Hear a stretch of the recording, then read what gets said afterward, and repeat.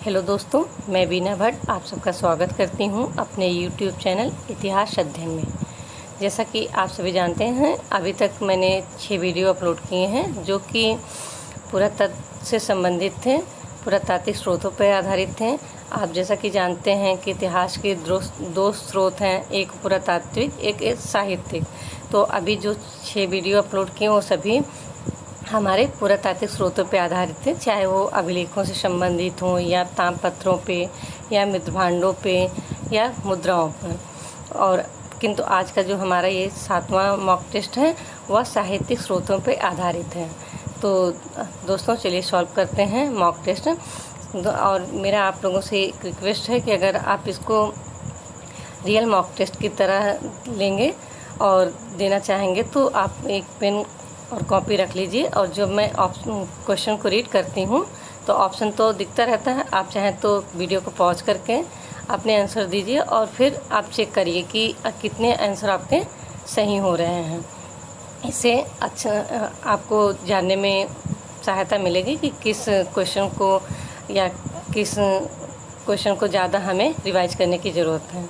तो आइए mock test start करते हैं। क्वेश्चन नंबर 1, किस उपनिषद में व्याकरण को वेदों का वेद कहा गया है?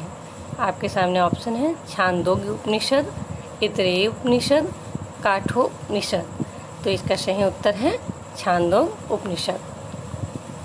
अब आइए देखते हैं क्वेश्चन नंबर 2, सर्वप्रथम सप्ताह के दिनों का वर्णन किस में मिलता है? आपके सामने ऑप्शन है नारद संहिता, बृहद संहिता, गार्गी संहिता। इसका सही उत्तर है गार्गी संहिता। अब आते हैं क्वेश्चन नंबर 3 पर। किस ग्रंथ को बौद्ध धर्म का विश्वकोश कहा जाता है? ऑप्शन है विभाषा शास्त्र, विशुद्धिमग्ग, प्रज्ञा पारमिता। इसका सही उत्तर है विभाषा शास्त्र। विभाषा शास्त्र की रचयिता कौन है, लेखक कौन है अगर ऐसा पूछा जाए तो इसके लेखक हैं वसुमित्र। और ये किस भाषा में लिखा गया है? तो यह संस्कृत में लिखा गया है। बौद्ध धर्म का यह ग्रंथ संस्कृत में लिखा गया है। और इसे बौद्ध धर्म का, इससे एक फैक्ट और आप जान लीजिए, इसे बौद्ध धर्म का बाइबिल भी कहा जाता है। अब आते हैं क्वेश्चन नंबर 4 पर। दशमलव पद्धति का प्राचीनतम ऐतिहासिक साक्ष्य का प्रमाण किस ग्रंथ से मिलता है? आपके सामने ऑप्शन है गार्गी संहिता, यवन जातक, बृहद संहिता। तो इसका सही उत्तर है यवन जातक।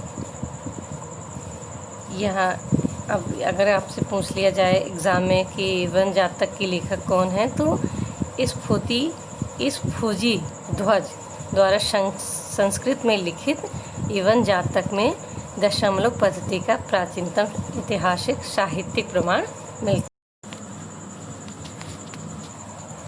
अब आते हैं क्वेश्चन नंबर 5 पर।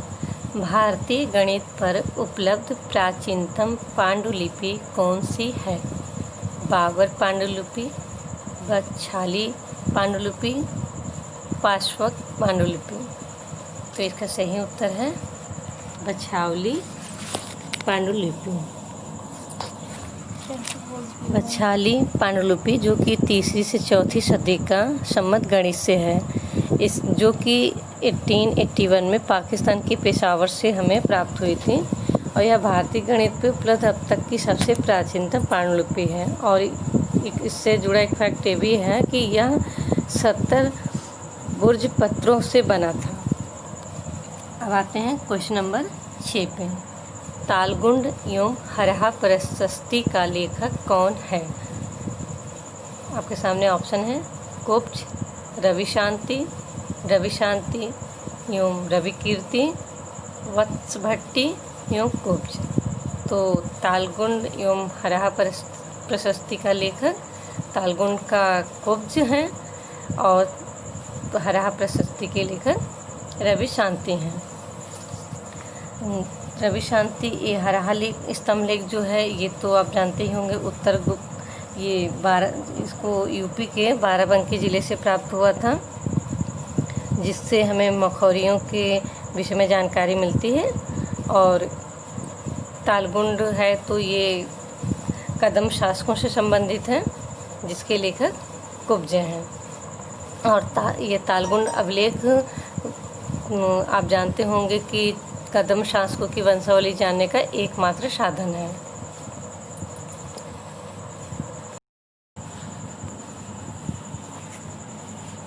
अब आप देखते हैं क्वेश्चन नंबर 7।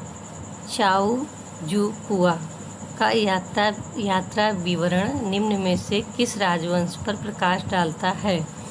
ऑप्शन है चोल वंश, पांड्या वंश, पल्लव वंश।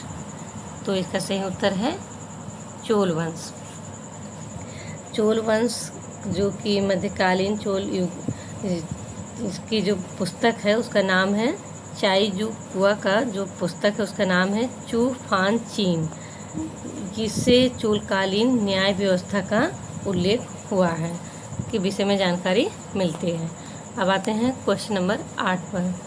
बुद्ध का जीवन चरित्र सर्वप्रथम किस ग्रंथ में मिलता है? जातक कथा, निदान कथा, कथा वत्तु। तो इसका सही उत्तर है निदान कथा।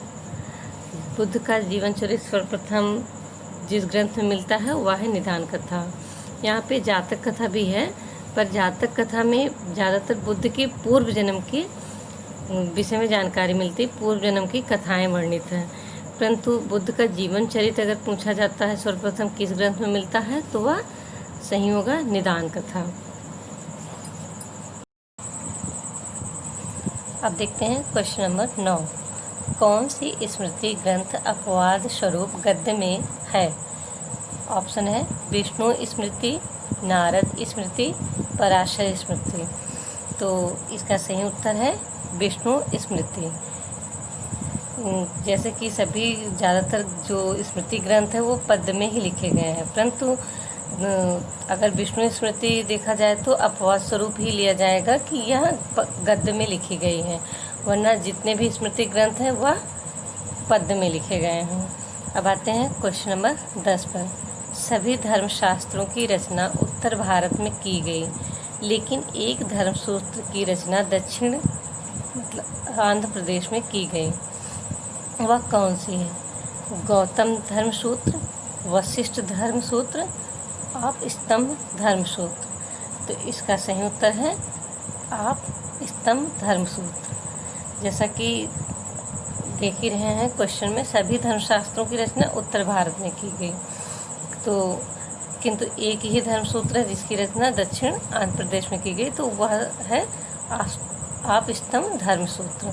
तो दोस्तों ये रहे पूरे 10 क्वेश्चन। जैसा कि मेरी कोशिश है, मैं जो क्वेश्चन बहुत पॉपुलर हैं या बहुत बार पूछे गए हैं उनको ना रिपीट करते हुए मैं कोशिश करती हूँ कि आप लोग के लिए अच्छे क्वेश्चन लाऊं जो कि एग्ज़ाम के पॉइंट ऑफ व्यू से काफ़ी महत्वपूर्ण हो। तो मेरा प्रयास जारी है। आप लोगों को जैसा लगे, अगर कोई आप लोगों की कहीं भी कुछ लगता है कि सुधार की ज़रूरत है तो अपना फीडबैक ज़रूर दीजिए, कमेंट बॉक्स में अपने कमेंट लिखिए। तो नमस्ते दोस्तों, कल फिर 10 महत्वपूर्ण प्रश्नों के साथ मिलते हैं। नमस्कार, धन्यवाद।